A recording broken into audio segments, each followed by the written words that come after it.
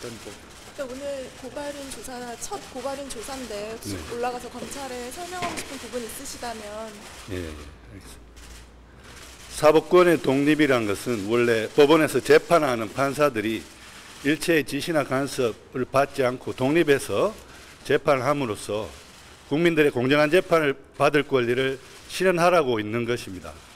그런데 법원행정처 법관들은 재판하는 법관들이 아닙니다. 그리고 법원행정처는 재판하는 기구가 아닙니다. 행정조직입니다. 따라서 사법권 독립을 이유로 법원행정처에 대한 검찰의 수사를 물리칠 수 있는 근거가 될 수는 없습니다. 따라서 이번에 여러 가지 조사 보고서에서 나온 법관 사찰이나 재판 거래 의혹과 관련해서 검찰은 철저한 성역 없는 수사를 하라고 촉구하기 위해서 고발인 조사에 임하고 있습니다.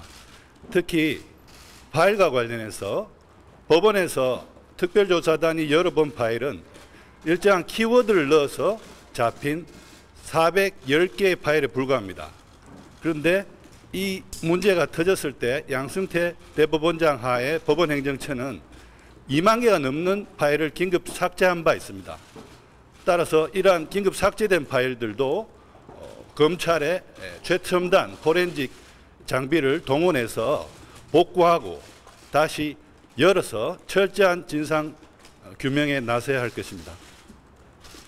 지금 대법원에서 아직 하드디스크 통째로 넘겨달라는 거에 대한 답변 안 내놓고 있는데 좀 이 부분에 대해 어떻게 생각하시는지.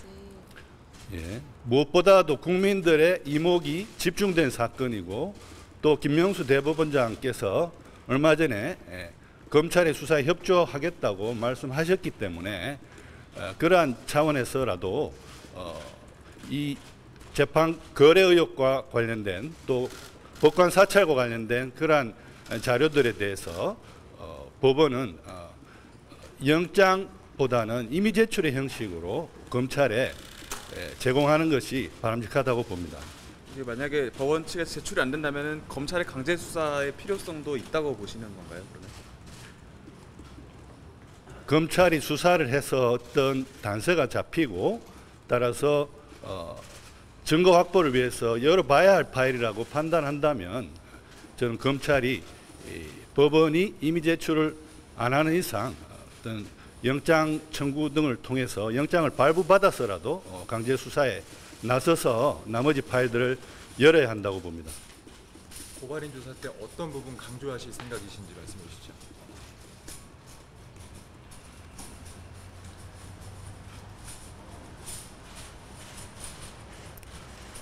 긴급 삭제된 파일, 또 열지 못한 파일들도 열어서 이 사건의 진상을 낱낱이 규명하고 철저히 성역 없는 수사를 할 것을 가장 강력하게 촉구할 생각입니다.